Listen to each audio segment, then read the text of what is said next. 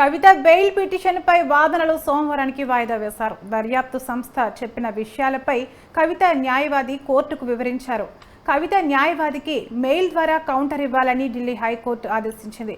ఆదివారం సాయంత్రం లోపు కౌంటర్ కాపీ ఇవ్వాలని ఢిల్లీ హైకోర్టు తెలిపింది. ఇక ఇదే అంశంపై మరింత సమాచారం మా క్రైమ్ బ్యూరో చీఫ్ కృష్ణ అందిస్తారు. కృష్ణ చెప్పండి. ఏదైతే రౌత్ రెవెన్యూ కోర్టులో ఈ కవిత వేసుకున్న పిటిషన్ ని 3 సార్లు కూడా అక్కడ కింద కోర్టు తోసిపుచ్చడంతో ఇక కవిత ఢిల్లీ హైకోర్టులో ఒక పిటిషన్ దాఖలు చేసింది.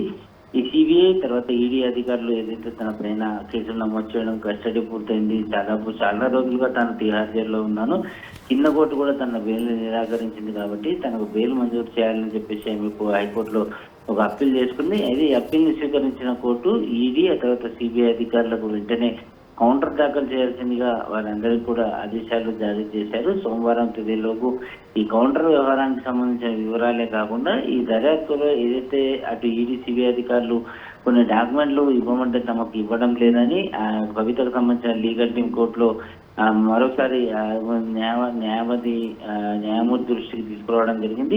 వారన్నింటినీ కూడా వారు అడిగిన ప్రతి పేపర్ని కూడా అది ఏదైతే ఇటు సిబిఐ కానీ ఆ తర్వాత ఈడీ అధికారులు కానీ మెయిల్ ద్వారా న్యాయవాదులకు అందజేయాలని చెప్పి సూచన చేస్తూ జూన్ 7వ తేదీకి ఈ కేసును వాయిదా వేయడం జరిగింది.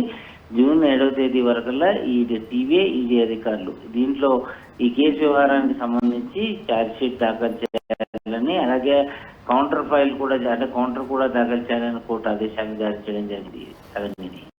Thank you Krishna.